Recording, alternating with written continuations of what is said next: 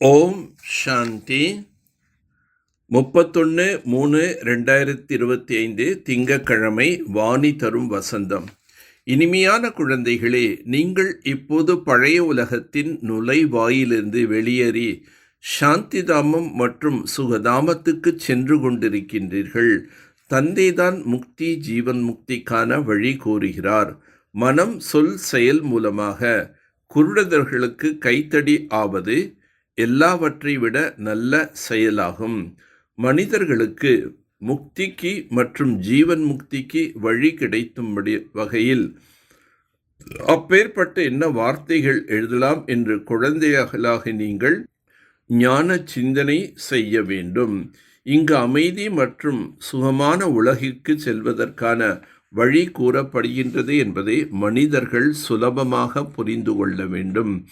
மந்திரவாதியின் விளக்கு பற்றி கேள்விப்பட்டுள்ளீர்கள். அலவுதீன் விளக்கு அல்லது மந்திரவாதியின் விளக்கு என்னென்ன காண்பிக்கிறது?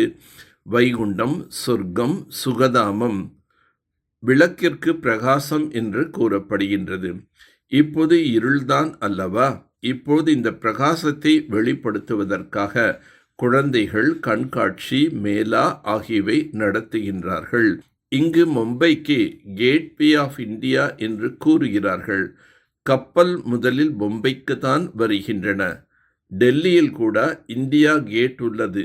இப்பொழுது இது நம்முடைய கேட் ஆஃப் முக்தி ஜீவன் முக்தி. 2 நுழைவாயில்கள் உள்ளன அல்லவா? பாபா நமக்கு முக்தி ஜீவன் முக்தி, சாந்தி மற்றும் சுகத்தின் வழியை கூறுகிறார் என்பதை குழந்தைகள் அறிந்துள்ளார்கள். எனவே கேட்வே ஆஃப் சாந்தி தாமம் சுக தாமம் என்று எழுதலாம். கேட் ஆஃப் சாந்தி தாமம் சுகதாமம் அல்லது gate of purity peace prosperity என்றும் எழுதலாம். உலகத்தில் திறப்பு விழாக்களோ நிறைய நடந்து கொண்டிருக்கின்றன. ஒருவர் மருத்துவ சாலையின் திறப்பு விழா நடத்துவார், ஒருவர் பல்கலைக்கழகத்தின் திறப்பு விழா நடத்துவார். ஆனால் சங்கமயுகத்தில் ஒரே ஒரு முறை வந்து தந்தை முக்தி ஜீவன் முக்திக்கான திறப்பு விழா செய்கின்றார்.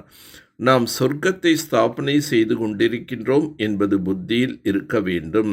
நிகழ்காலத்தில் மனம் சொல் செயல் மூலமாக எல்லாவற்றை விட நல்ல செயல் ஒன்றே ஒன்றுதான், அதாவது குருடர்களுக்கு கைத்தடியாக ஆகுவது. ஞானத்தின் 3வது கண் தந்தை அழிக்கின்றார். அதன் மூலம் நீங்கள் சொர்க்கத்தில் வரிசை கிரமமாக முயற்சிக்கேற்ப செல்கிறீர்கள். இது மிகவும் பெரிய எல்லையில்லாத ஆஸ்பத்திரி மற்றும் யூனிவர்சிட்டி ஆகும். தந்தையினுடையவராகி பிறகும் அந்த அளவுக்கு குஷியில் இருப்பதில்லை. மூச்சு திணறிக்கொண்டே இருக்கிறார்கள். மாயை அடிக்கடி மிகவுமே மூச்சு திணறுமாறு செய்கின்றது. சிவ்பாபாவின் நினைவை மறக்குமாறு செய்துவிடுகின்றது. நினைவு நிலைப்பதில்லை என்று சுயம் குழந்தைகளே கூறுகின்றார்கள். தந்தை ஞான கடலில் மூழ்கி வருமாறு செய்கின்றார். மாயை பிறகு விகார கடலில் மூழ்கி எழுமாறு செய்துவிடுகின்றது. மிகவும் மகிழ்ச்சியுடன் மூழ்கி எழ முற்பட்டு விடுகிறார்கள். குழந்தைகளே, நீங்கள் மனம் சொல் செயலில் மிக மிக கவனம் வைக்க வேண்டும். ஒரு பொழுதும் நீங்கள் கோபத்தில் வரக்கூடாது. கோபம் முதலில் மனதில் வருகின்றது, பிறகு பேச்சில் மற்றும் செயலில் கூட வந்துவிடுகின்றது. இவை 3 ஜன்னல்கள் ஆகும். எனவே தந்தை புரிய வைக்கின்றார், இனிமையான குழந்தைகளே, வார்த்தைகளை அதிகமாக பயன்படுத்தாதீர்கள், அமைதியாக இருங்கள். உலகத்தாரோ ஒருவருக்கொருவர் துக்கம் கொடுத்து கொண்டே இருக்கிறார்கள். நீங்களோ யாருக்குமே துக்கம் கொடுக்கக்கூடாது. துக்கம் கொடுக்க வேண்டும் என்ற எண்ணமே வரக்கூடாது. சாவு தலைமீது வரும்பொழுது எல்லோருக்கும் பகவானின் பெயரை எடுக்கின்றார்கள். யார் பாபாவின் நினைவில் மற்றும் ஞானத்தில் மூழ்கி இருப்பார்களோ அவர்களால் தான் கடைசியில் அனைத்து காட்சிகளையும் பார்க்க முடியும். யோக பலத்தினால் பின் நீங்கள் தங்களது சரீரத்தை விட்டு விடுகிறீர்கள். பக்தியில் கூட உழைப்பு உள்ளது, இதில் கூட உழைப்பு வேண்டும். பாரதத்தின் யோகத்தில்தான் மாயாஜாலம் உள்ளது. மனம், சொல் மற்றும் செயலால் ஒருபொழுதும் கோபப்படக்கூடாது. இந்த 3 ஜன்னல்கள் மீது மிகுந்த கவனம் கொள்ள வேண்டும். வார்த்தைகளை அதிகமாக பயன்படுத்தக்கூடாது. ஒருவருக்கொருவர் துக்கம் கொடுக்கக்கூடாது. ஞானம் மற்றும் யோகத்தில் மூழ்கியிருந்து கடைசி காட்சிகளை பார்க்க வேண்டும். தனது அல்லது மற்றவர்களின் பெயர் ரூபத்தை மறந்து நான் ஆத்மா ஆவேன் என்ற இதே நினைவுடன் தேக உணர்வை நீக்கிவிட வேண்டும்.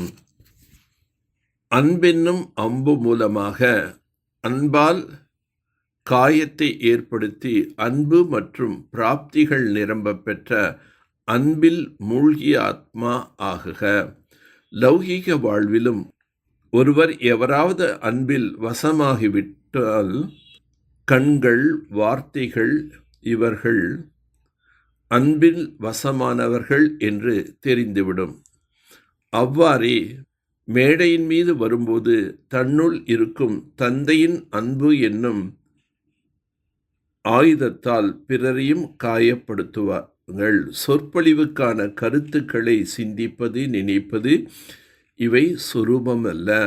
அன்பு மற்றும் பிராப்தியின் முழுமையான ஸ்வரூபம் லவ்லியின் சுரூபமாகும். அத்தாரிட்டியுடன் பேசும்பொழுது அதன் தாக்கம் ஏற்படும். சம்பூர்ணம் மூலமாக இறுதி நாளை அருகே கொண்டு வாருங்கள். ஏதோ ஒன்று உள்ளதாக எல்லோரும் புரிந்து கொண்டனர்.